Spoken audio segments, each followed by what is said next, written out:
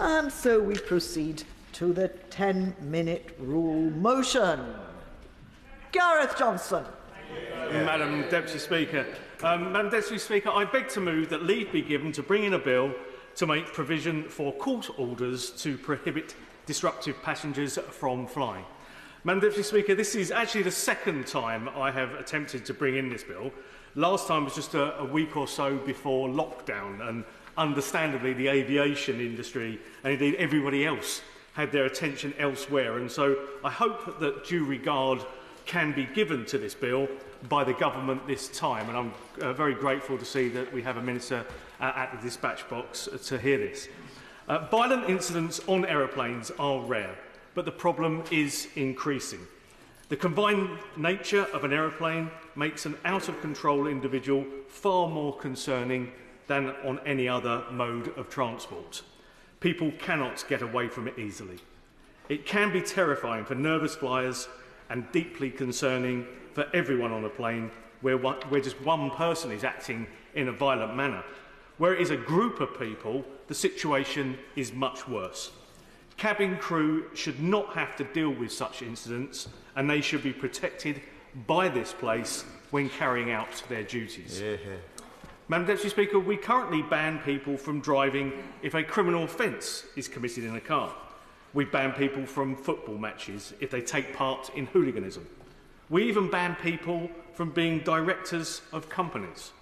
But we happily allow people who assault airline staff to get back on a plane without any power from the courts to stop this. So this bill could be used by the courts in a similar way as drink driving, by banning a disruptive person after conviction for a set period of time, or as in football banning orders, on an application by a police officer.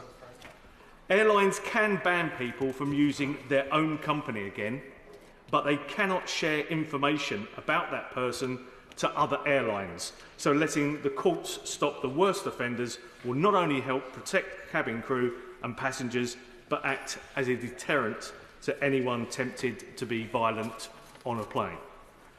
Right now, a person can be violent on a plane, be banned by that airline, and then straight away get on another airline's plane and be violent again. That cannot be right. Some say the solution is to ban alcohol. I don't agree.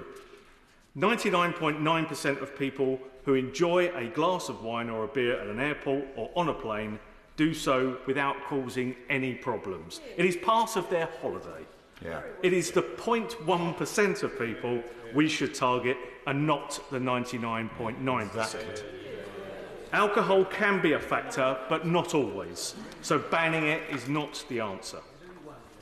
People should know that if they get on a plane and become violent, then they will not be flying again for a good period of time, in addition to any other punishment they receive. This is what happens in some other countries and should also apply here. The aviation industry is sick and tired of these incidents. Not only does it endanger their staff, but it also costs an enormous amount of money to divert a plane and causes considerable inconvenience to those affected. Not surprisingly, they want the opportunity to take every step they can to stop these incidents. This bill provides for a simple and easy way to provide a deterrent to those minded to cause problems on a plane, but also prevent repeat incidents from taking place.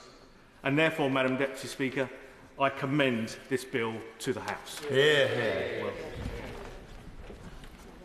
question is that the honourable member have leave to bring in the bill. As many as that opinion say aye. Aye. Of the contrary, no.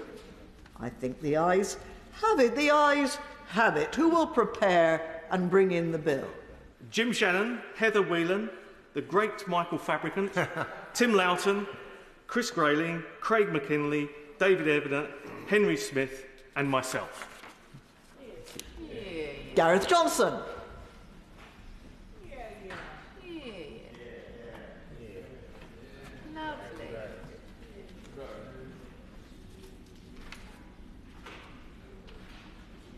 Very well done. Very well done. Aviation Aviation banning orders. Disruptive passengers bill. Second reading what day? 24th of November, Ma'am. 24th of November. Thank you.